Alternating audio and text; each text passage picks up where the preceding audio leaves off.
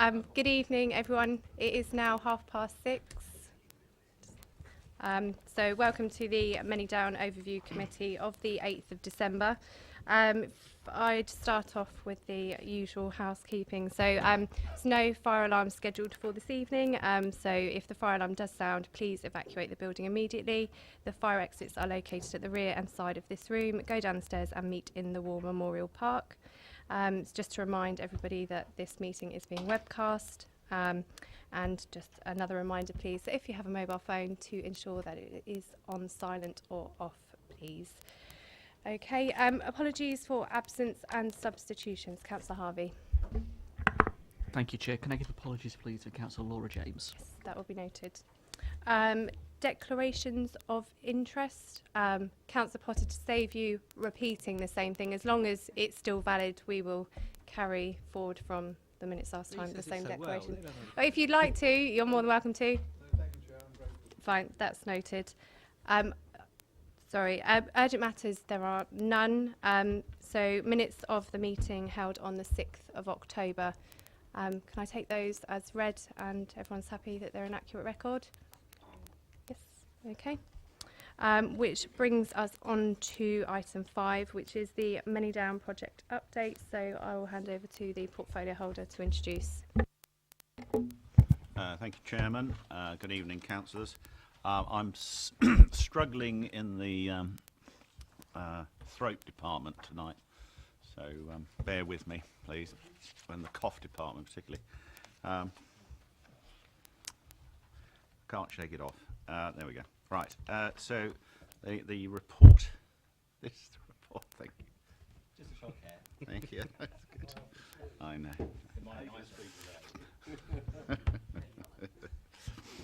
Thank you very much, yes. Yes, it's a liberal democratic soother. Right, thank you very much. So the report is a Manydown project update.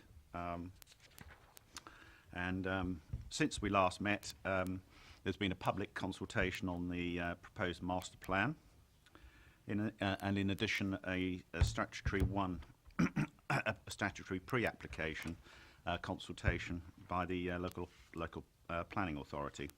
The intention is to stick to our proposed timetable and to submit an outline planning application in early 2017. So just to update on progress, as far as the draft Manydown development brief is concerned, there's a local plan policy requirement to bring forward development brief on greenfield site allocations, and on this basis the local planning authority has prepared a draft development brief to guide future development on the strategic housing allocation at Manydown. That brief covers the whole of the allocation, including the ownerships of Basingstoke and Hampshire County Councils, and the land in Worthing, which is within a number of separate ownerships. The development brief sets out the principles which will guide the future development across the Manydown allocation,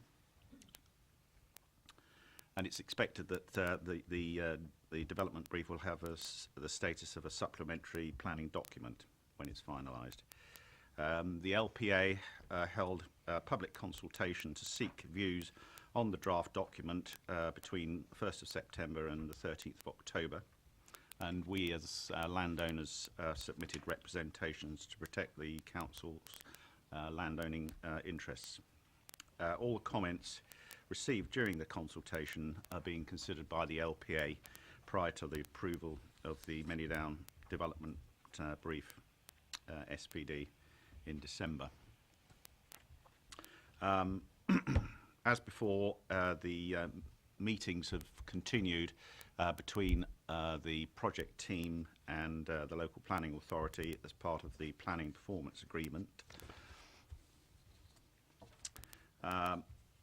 An update on the railway crossing, as we discussed, I think, last time. That is if it happens or when it happens, it's going to be a bridge rather than a tunnel. And further work's been done on the options and the appropriate area to be safeguarded by the landowners. And further technical information has been provided to the local planning authority. Environmental impact assessment. The outline planning application will be supported by an EIA, and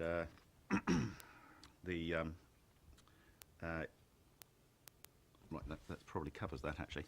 Public engagement. There's been a good level of public engagement since we last met on the proposed master plan, and that took place between the 1st of September and the 13th of October. The public consultation focused on the proposed master plan and how the parameters proposed for the outline application would be interpreted. There were 4 drop-in events and a summary of the feedback received from the public consultations in Appendix 1 of this report. I think it's quite important to just highlight some of the themes that were raised by members of the public.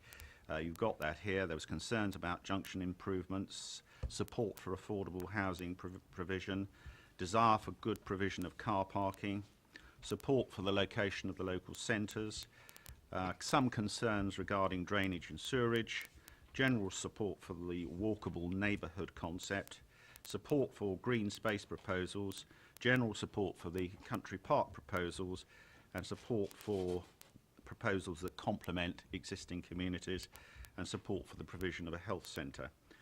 Some additional themes emerged, including general support for a wide mix of housing, conflicting views regarding the closure of Roman Road, and a need for clarity regarding the role and function of the main street. A desire for more housing provision for the elderly, sheltered or disabled accommodation, general support for proposed design ideas and character areas, some concerns about the density proposed, and some overall environmental concerns. And these have been taken on board by the project team and will help to inform the outline planning application to be submitted early in 2017. This report also then goes on to provide information about the planning strategy. The outline planning application will set out proposals for land use and quantum of development and the main access points onto the A339 and B3400. A pre-application submission was prepared by the landowners and submitted to the LPA to support the progression of the planning strategy on the 5th of September 2016. The aim of this was to get the views of the LPA. The landowners, we have now received a formal response from the LPA. And a draft planning strategy report has been produced by the landowners following a summary of the feedback received from the public consultation and pre-application process. The draft planning strategy is available as Appendix 2 as a confidential appendix for the information of members.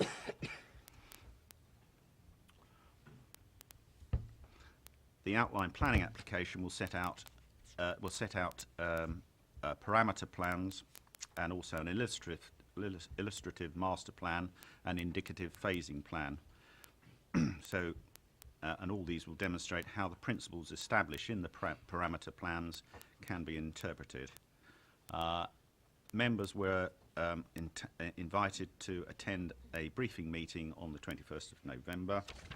And finally, on the financing, initial budget proposals for 2017-18 and later years are currently being prepared and are included within the medium-term financial strategy. The budget for 2017-18 will be subject to full council approval in February 2017. Currently, the forecast is for a gross spend of 1.31 million, split between the 4 project stages. And that concludes my summary of the report.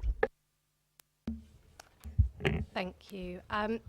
We do have a couple of guest speakers on this item. Just quickly beforehand, I forgot to mention we do have John Herbert from Tybalt here this evening as well, so sorry. How I propose to take the speakers is if one at a time, and then I will ask the officer or the portfolio holder to respond to both of you after, if that's okay. And if I could start with Martin Heath first, please.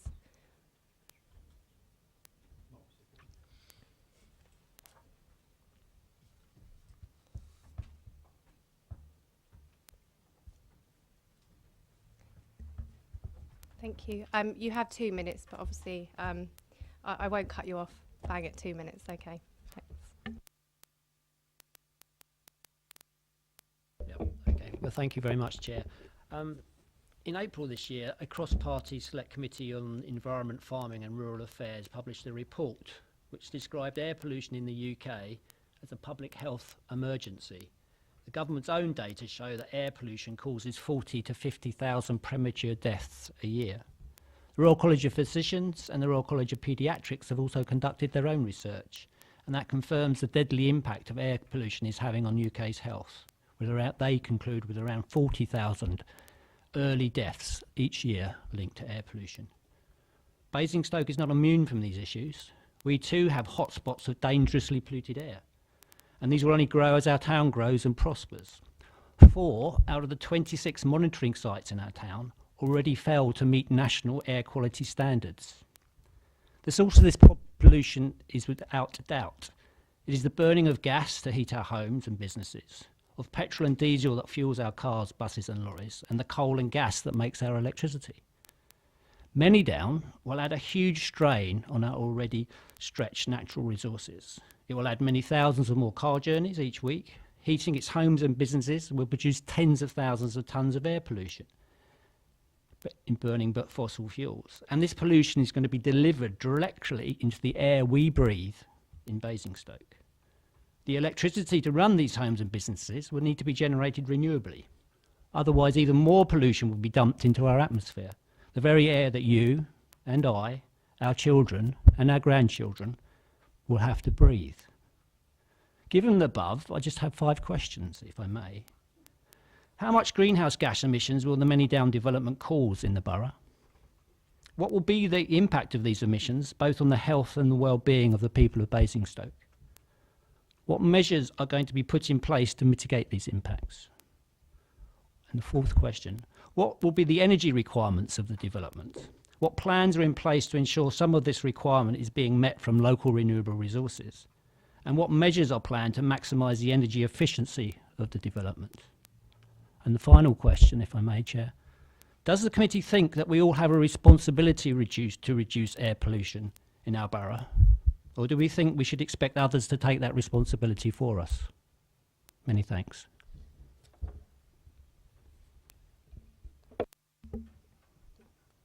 Thank you. Martin Bierman, and then, as I said, I'll ask the officer to respond after.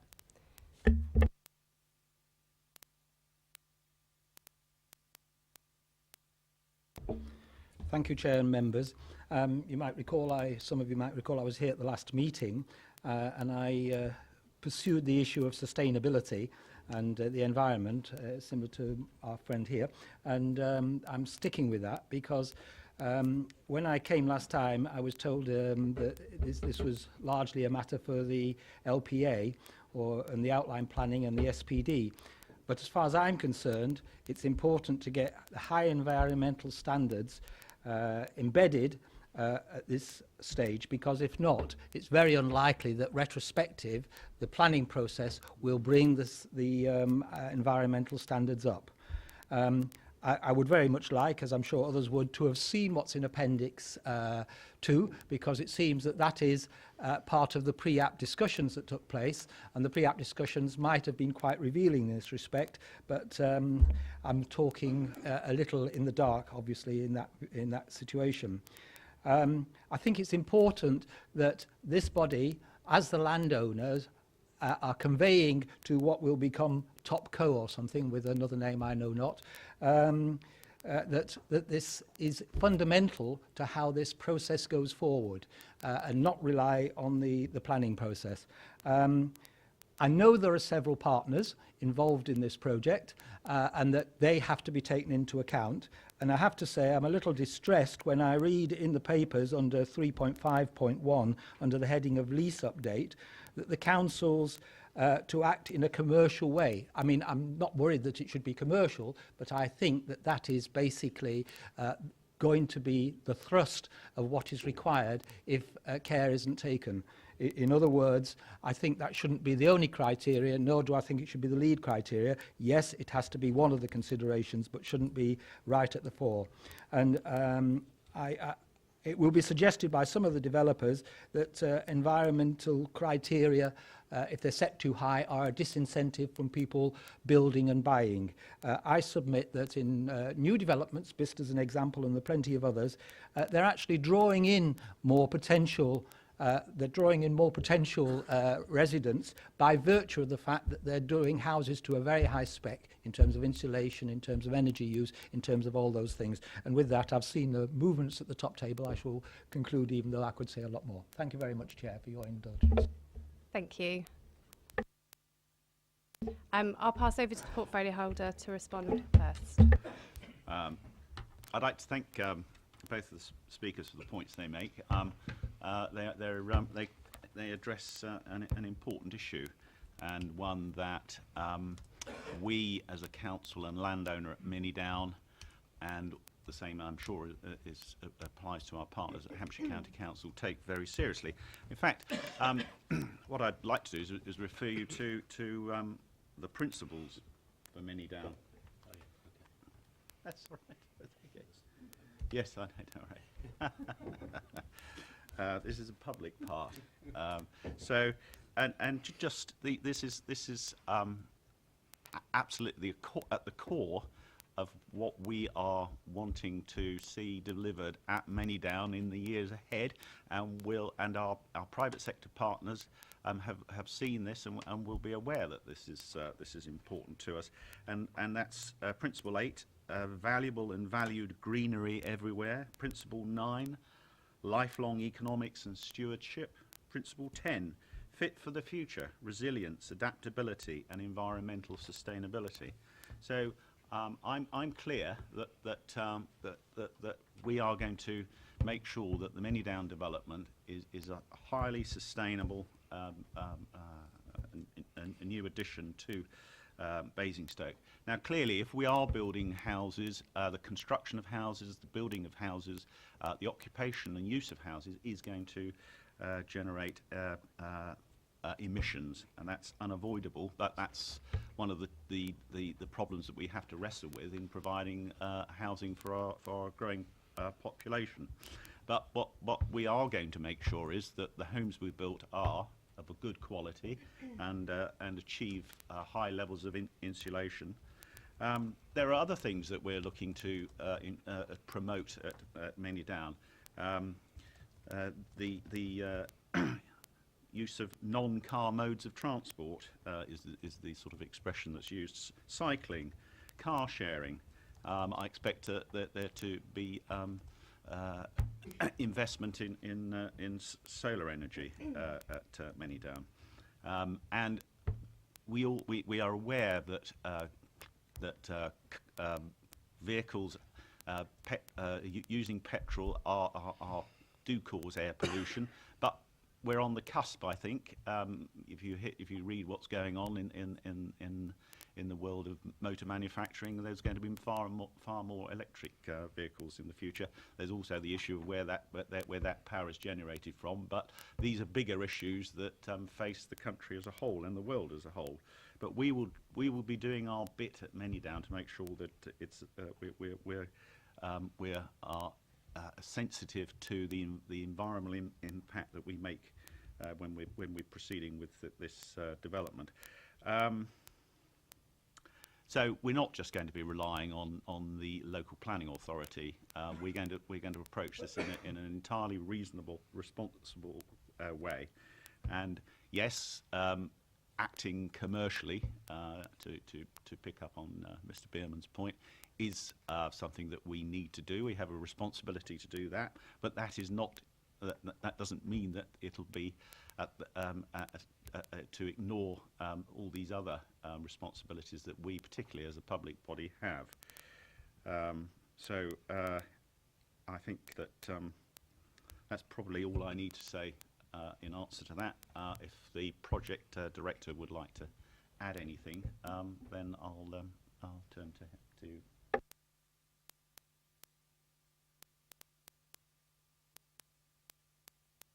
Okay, thank you both.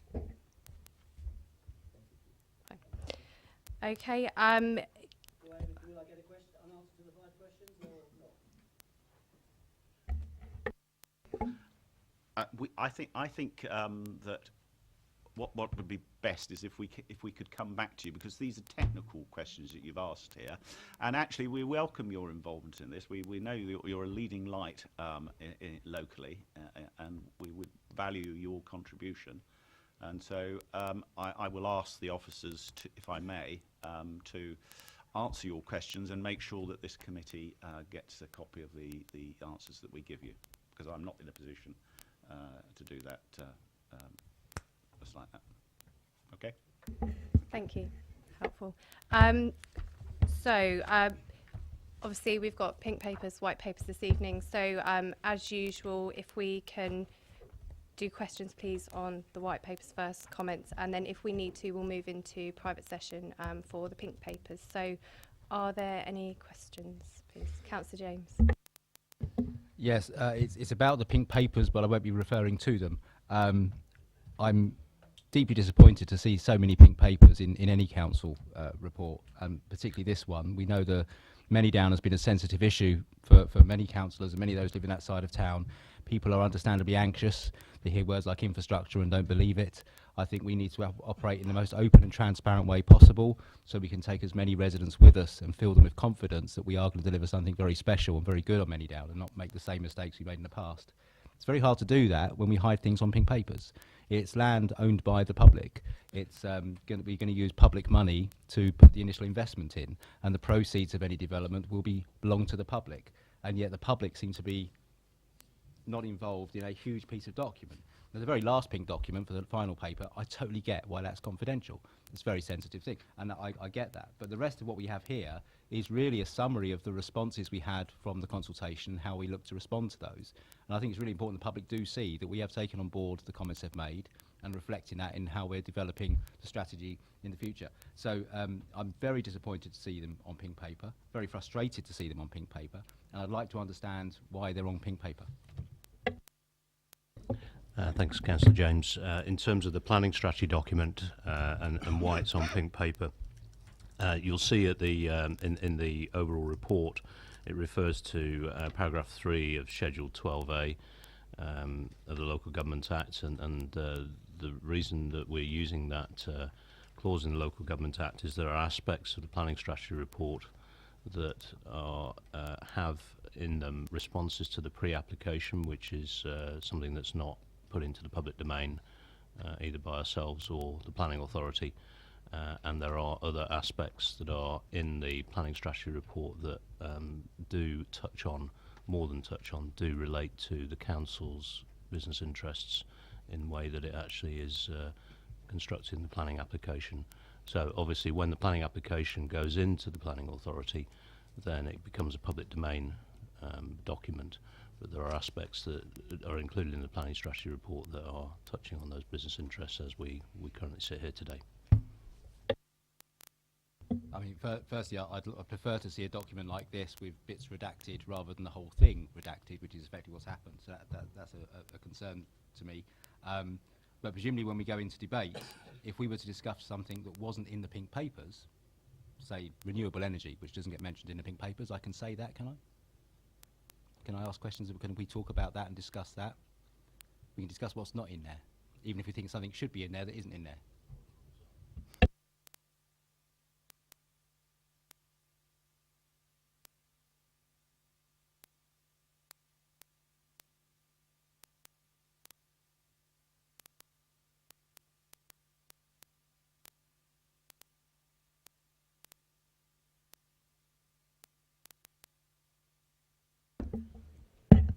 Thank you. And I think just from my part, as we've done before, if there is anything discussed in the pink papers which we can summarise and put that into the public domain, then obviously we will try to do as well. Are there any other questions on Councillor Robertson? Councillor, did you put your hand up to speak after? No. Okay, so just checking. Yeah. Thank you, Chair. Just been told a few minutes ago that we're looking for non-car-based transport. But when I asked a question at the last briefing about a station on Manydown, I was told we wouldn't be getting it for probably 50 years. These houses will be 50% of the way through their useful life by the time that station is built, if it's 50 years away. Why on earth are we looking at building a station 50 years in 50 years' time? We should be looking at building a station in 10 years' time. Certainly, if we're trying to provide a non-car-based transport system. Thank you, Councillor Robinson. And in terms of the transport impact on Manydown Phase 1 and obviously future phases of Manydown, certainly on Manydown Phase 1, which is what's in front of us at the moment and what we're dealing with within the local plan period to 2029, the analysis that is partially contained in the pink papers, but the analysis does point to there being no requirement for a new railway station for Manydown Phase 1. If we're looking at potentially new railway stations, it is very much a borough-wide issue and therefore not specifically related to Manydown, and that would be in the context of longer-term infrastructure assessments, both in terms of road, rail, public transport, cycling, etc., which would be more in the remit of the longer-term transport strategy than actually the Manydown application itself. I think there's also a general point here that there is work going on about something that is deliverable and will be of benefit to the Manydown residents and Basingstoke's residents generally, and that's improving the capacity on the line into Waterloo, and looking towards electrification of that line, and those are going to be the changes that we can look for in the years to come that will make a big difference to the people who live and work in the borough. Councillor Harvey. Thank you, Chair. Just picking up the points, I mean, Gavin's comment immediately went to my head. The Brexit debate that we're having at the minute is, when is a plan not a plan? And when can you see a plan and not see a plan? It just immediately reminded me of that conversation, of the idiocy of it, in that sense of it. I just wonder, I get the planning stuff. I mean, I'm not unaware of the reasons behind why we've got the pink papers in the form they are. I get all of that. And within it, I know the suite of documents and everything else that goes with it that make it what it is. I understand all of that.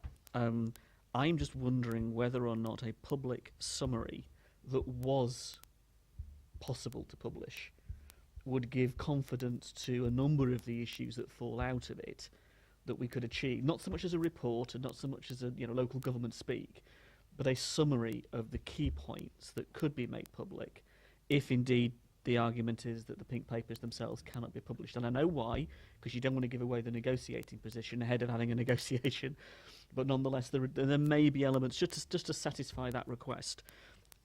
I think a lot of that might fall out of the EIA when it gets submitted. I can see that, and you can see where that fits the piece. The other document I'd really appreciate seeing when it's finished would be the affordable housing statement as part of the outline when it's submitted. And if we could be cited on that as soon as possible, I would request that. I think that's incredibly important, and yeah, I appreciate your response. So yeah, thanks, Councillor Harvey. I agree that when we're ready, we would be able to share the information, and some of the points you made there, particularly around the affordable housing statement, is understood by us and Hampshire as well. Sharing that, and obviously the EIA when it's ready.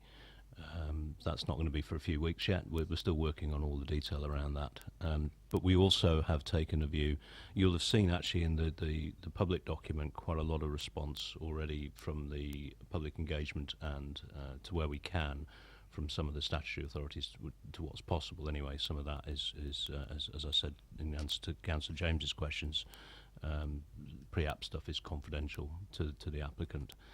But the point that I was getting to is that we're fairly clear that as a team, Basingstoke and Hampshire, that we want to be able to explain this application when it goes in a very non-technical layman's way. So in addition to one or two of the documents you pointed to, we also want to be able to put out, in layman's terms, explainers for each of the core supporting strategies. So the sort of the traditional ones around landscaping, environment, ecology, transport, drainage, etc. We're looking to provide and put into the public domain layman's versions of what those supporting strategies are, so that people understand what's supporting the application itself. I think just in terms of the contribution we've had tonight and the quality of the engagement that's been had so far, I guess what I'm interested in, this is a slight tangent to what Gavin's raised as the pink papers, is there's going to be a lot of people, I think, who will quite happily delve into the detail, have a certain amount of a planning head on their shoulders, and look for the devil in the detail that they're looking for. They'll examine those documents as they are. I think there's a flip side to that, and say the positive story we want to tell is just that. It's a positive story. It's a narrative to what we're doing that then gives the public, the residents that we all serve, the confidence beyond just a technical planning EIA or a technical planning housing statement and so on. I think that there's something almost in tandem there to be done. And I hear what you're saying, and I get what you're saying, so I respect that. And if that's what the direction of travel, absolutely positive. I think it'll address some of the issues we've heard this evening. Thank you, Chair. Thank you. Are there any other questions? Councillor Richards. Thank you, Chairman.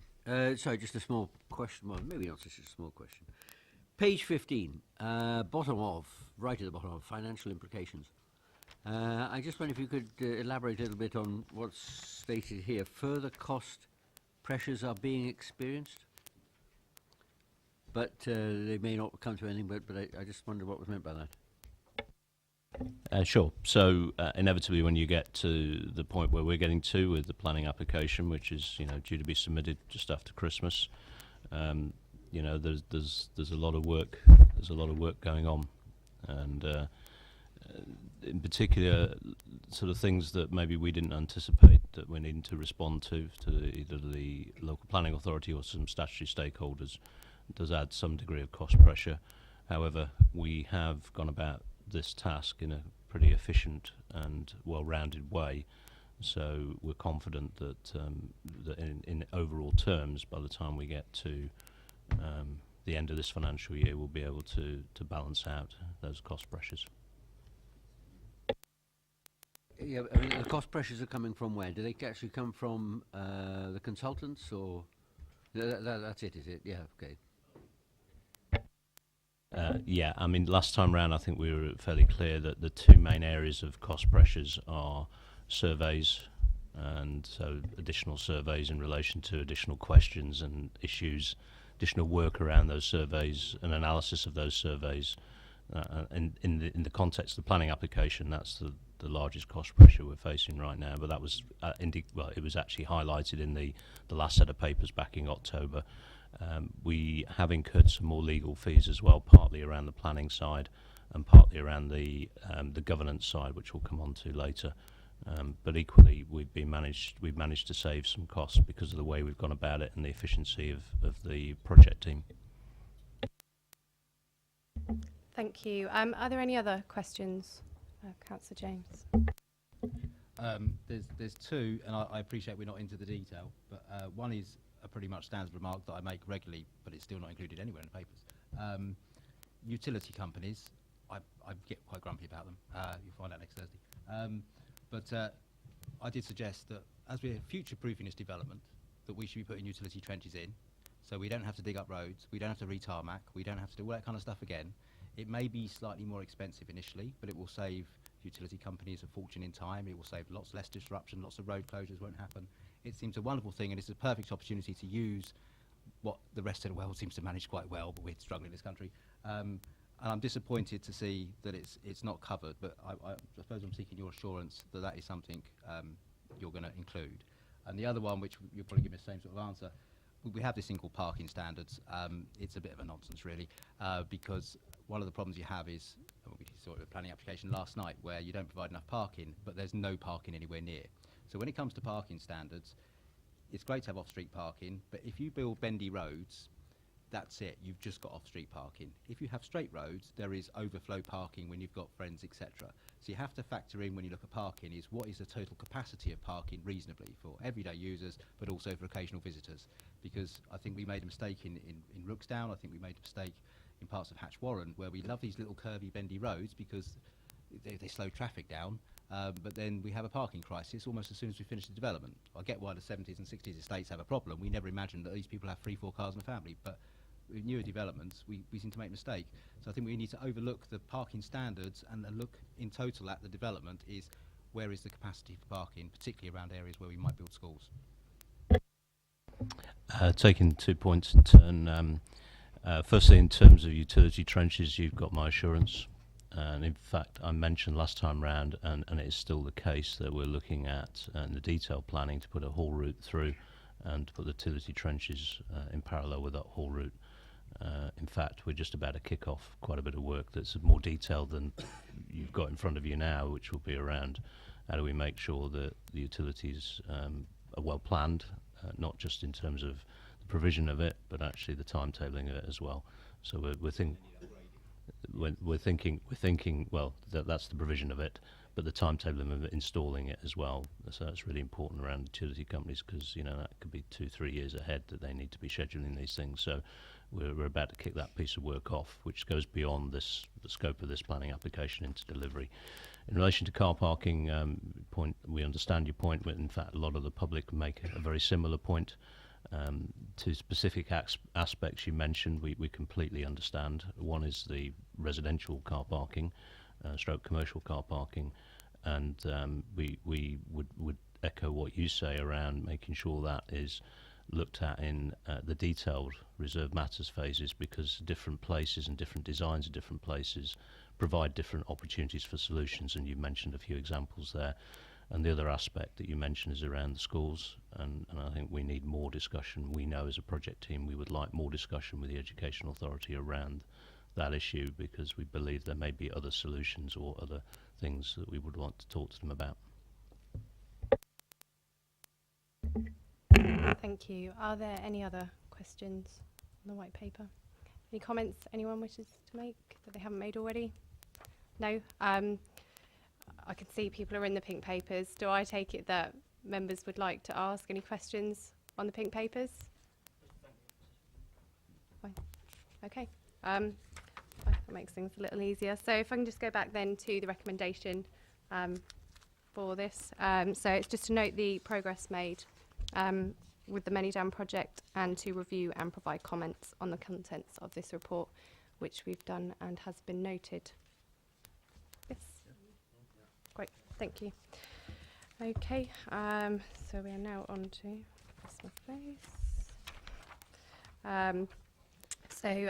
item 6, which is the governance and procurement. So if I hand over to the portfolio holder to introduce. Thank you, Chairman. As we say, this is an update on the progress we're making in relation to governance and procurement. Previously, we've approved the corporate structure for Topco to be an LLP, and that has enabled us to take discussions forward with potential private sector partners at what's described as the outline solution phase of the procurement, which was in the autumn of this year. We're now in the detailed solutions phase, and that means that specific details and commitments on governance, including Topco and DevCo, will be discussed with the potential private sector partners. Appendix 1 has been prepared by our solicitors and sets out the specific details on governance. And these are now being discussed with the shortlisted parties. Just to remind you, in relation to the Topco board, we're proposing 2 elected councillors from the current cabinet of each council acting as non-executive members in a voting capacity. where each council will have one vote. There'll be 2 independent non-executive member representatives with relevant experience from the private sector in a non-voting capacity, and up to 2 senior officers on TopCo from each council who will provide advice and support. It's not proposed that council members and officers are remunerated for performing their roles on the TopCo board, but it's proposed that, that the non-executive independent members should be paid. The proposed term of office for all non-executive members in a voting capacity would be for their respective tenures of office.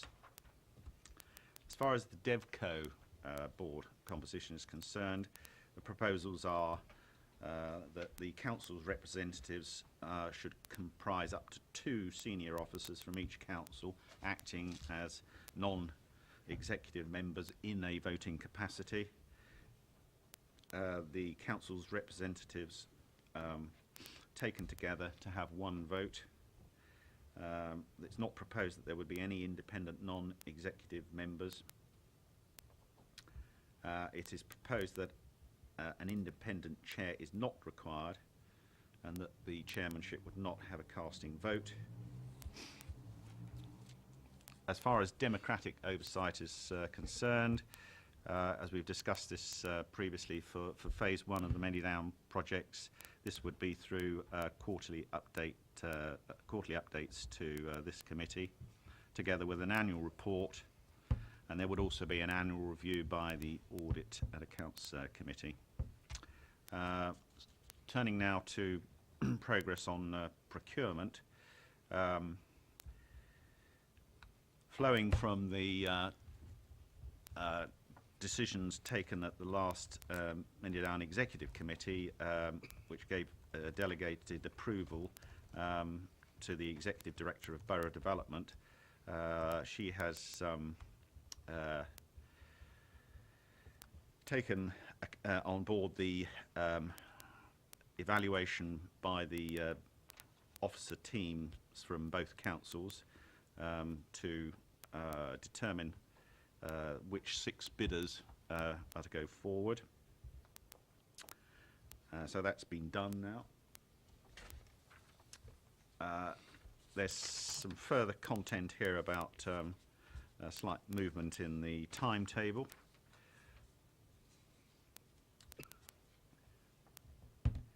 The objective is that we'll be looking to identify a winning bidder in July of 2017 or thereabouts, and this will be on the basis of a full business plan, which would be subject to approval by both councils as well as the board of the private sector partner. There's some update here on the discussions with the Manydown company. And next steps are that we look obviously for your comments tonight, and then that including those, there'll be approval sought from the Manydown Executive Committee on the 14th of December to the governance details for TopCo and DevCo. And that concludes what I would like to say. Thank you. Before we open up for questions, Martin, did you want to come and speak on this paper? You will. Okay, fine. Okay, so again, if we can, any questions on the white papers first, and if we need to go into private session for the pink. So I had Councillor Harvey first, Councillor Tucker and Councillor James. Thank you, Chair. Can I just ask about the TopCo and the tenure of the councillors? When you say tenure, in my head, for example, if that was a cabinet member rather than a leader, are we saying just the annual office that you're in office? It's not, as it were, the leader who's elected for 4 years. We're saying it is just the annual tenure. Therein it could change after May elections. You might be the cabinet member now, it might change next May as a result of what the cabinet decide to do. Or are you saying a tenure in a different way? I'm saying it's a tenure in a different way as a cabinet member.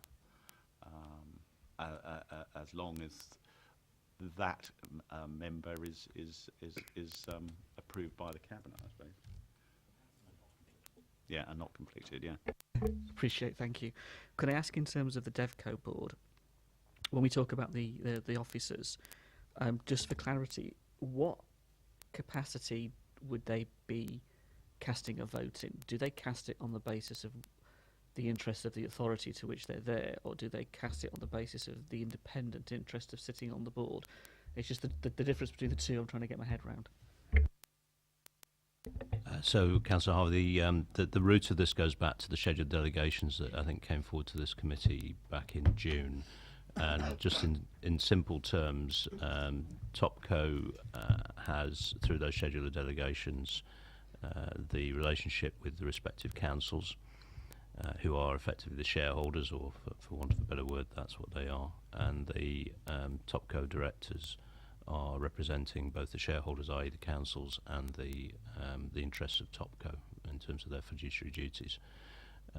The TopCo then provides the ability to or approves the business plans via the councils, and DevCo works within business plan structure that's approved by TopCo. TopCo also makes decisions under that scheduled delegations around the investment of councils' money, including land purchase and land transfers into DevCo, and so therefore the directors that are, or the representatives that are operating on DevCo, the council representatives that are operating on DevCo effectively are operating within that framework, or within that context, within a business plan framework, within an investment context, but they are also operating to protect the interests of the DevCo within that context through a director fiduciary duty. That's what I thought, but that helps a lot.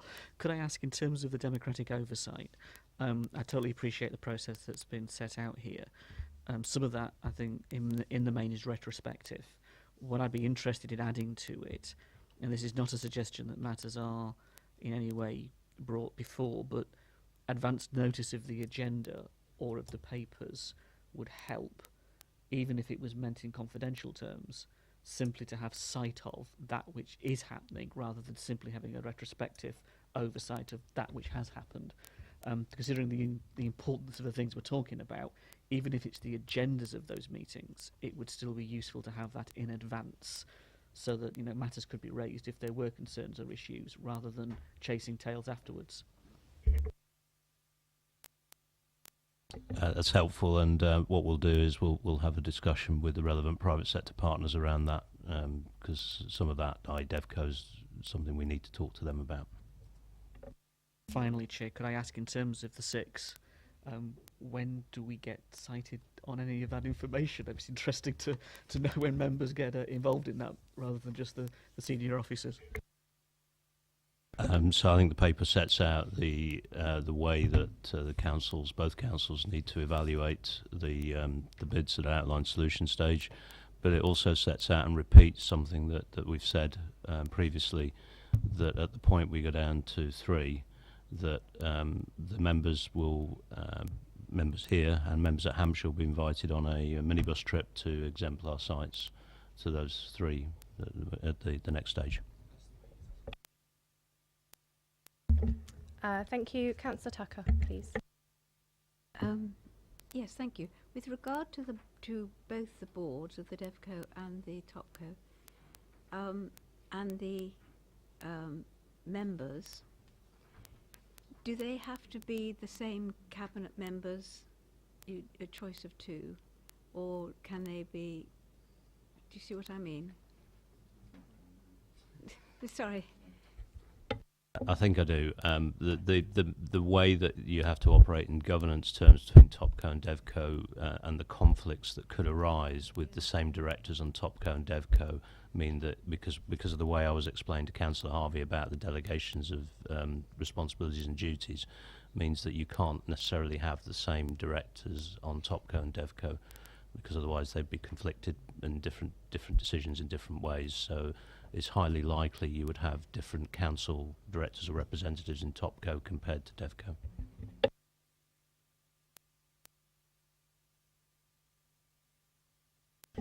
Thank you. Councillor James, please. Thank you, Chair. Question for either of you, but possibly for Democratic Services.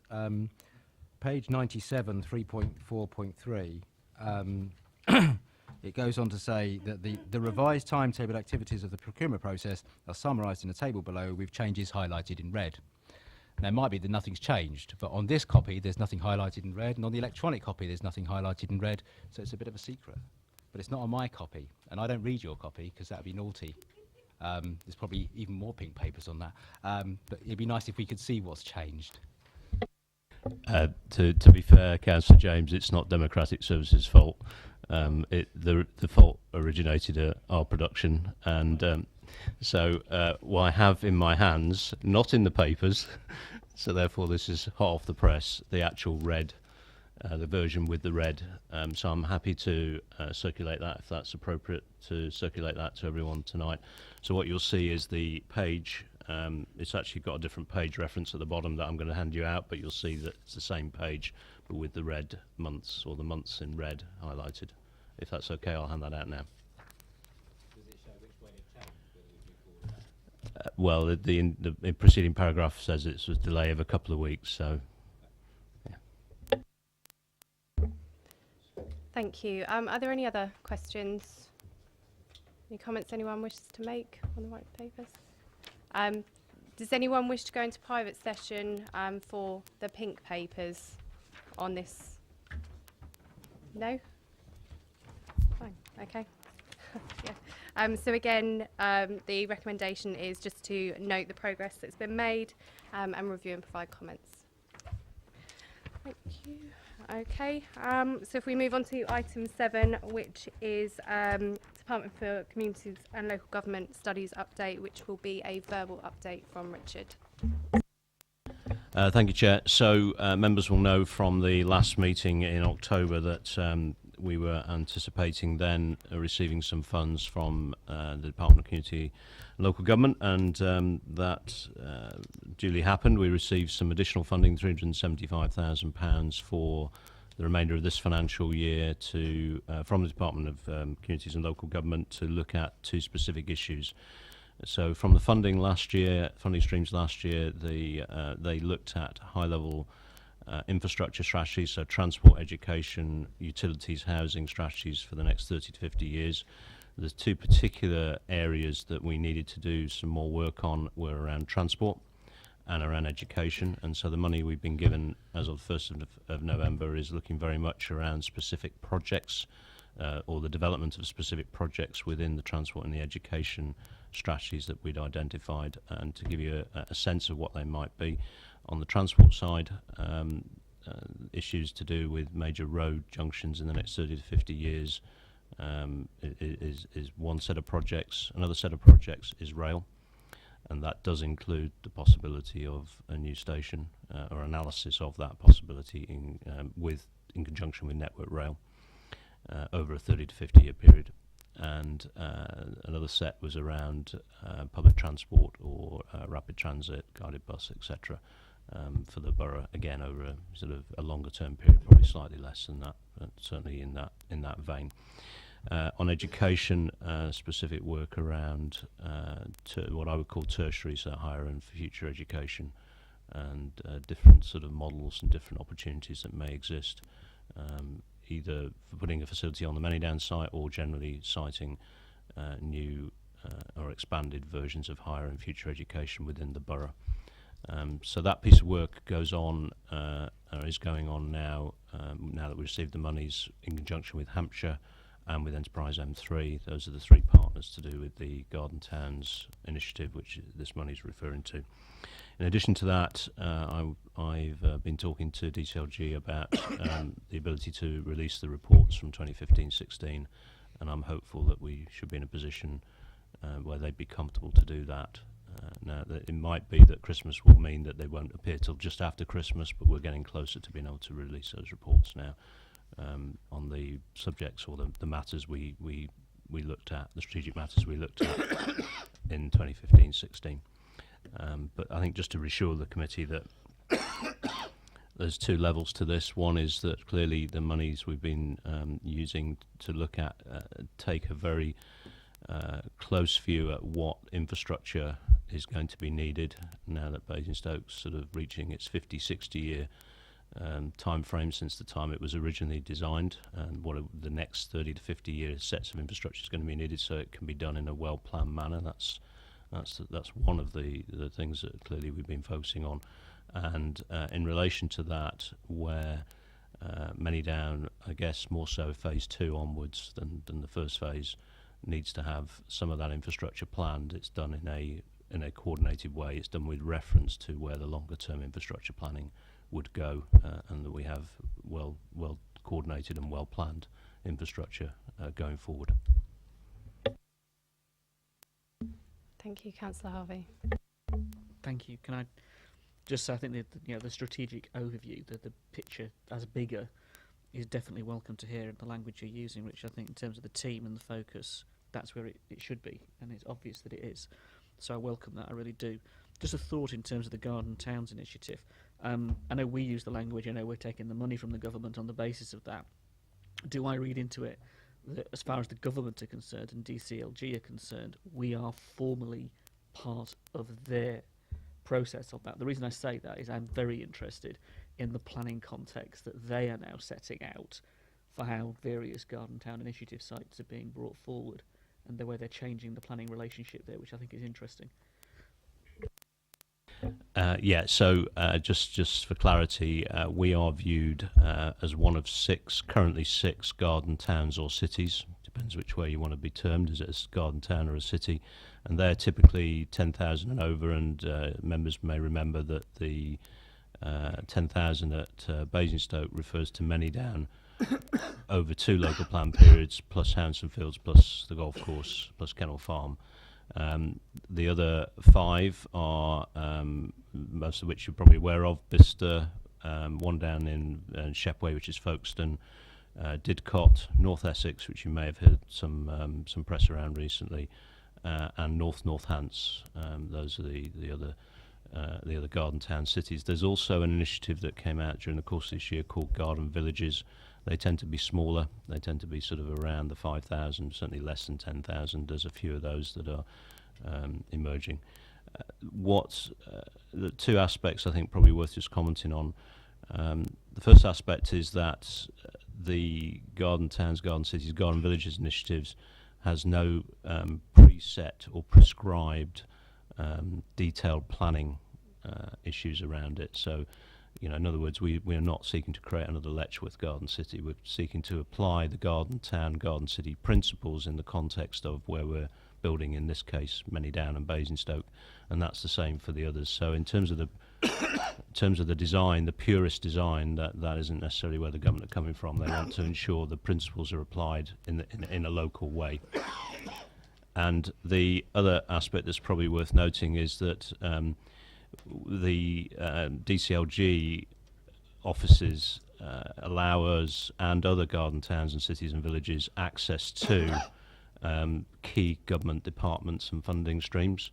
So you'll have picked up that through the work we're doing, we've had good connections with DFT, with Highways England, with Network Rail around the transport strategies, with Department for Education around education, and indeed quite a bit of discussion with Treasury. So their offer effectively also enables that kind of sponsor or brokership into the supporting government departments, which is they're all going to be incredibly helpful for the way that Basingstoke and Manydown gets developed over the next sort of 10 to 20 to 30 years. Can I just ask a very parochial question in regard to Network Rail?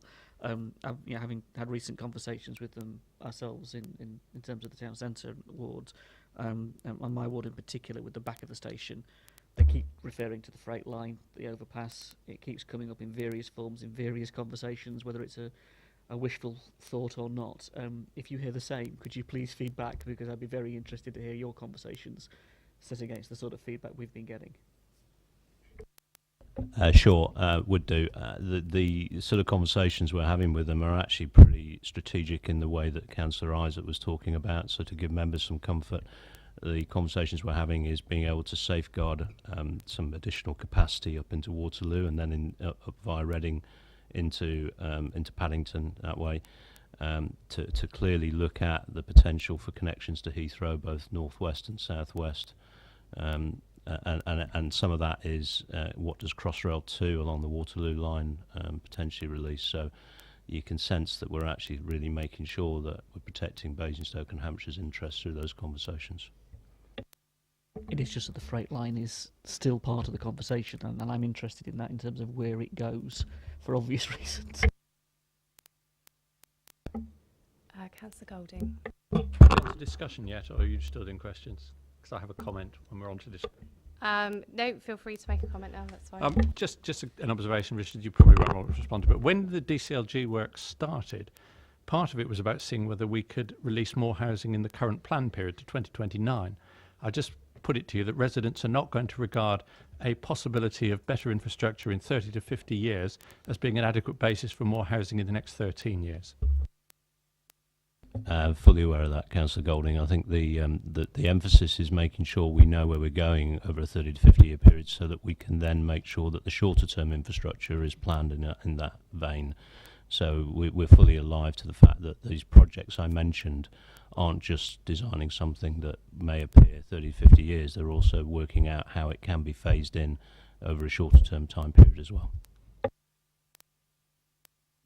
Thank you. Are there any other questions or comments anyone wishes to make? No? Great. Okay, so it's just on to review of the work programme. Richard, do you want to just quickly run through with us? Yeah, members will see at the back of the papers there's an indicative work programme. Two things to say really. 2017 is going to be, the first part of 2017 is going to be really focused on the fact that we're hoping to get the planning application in towards the end of Jan into February, and once it goes in, it will be with the planning authority. There's really nothing more we can do at this point from a landowning perspective. It will take the planning authority obviously some time. It'll be a large application to determine and to consider. In addition to that, as we were talking about in this committee a few minutes ago, we're going through a process of identifying preferred bidder, and that will as the revised timetable that we've handed out with the red months on them shows, that will take us through to around Easter time before we're in a position to be able to share some of that information, or just before Easter.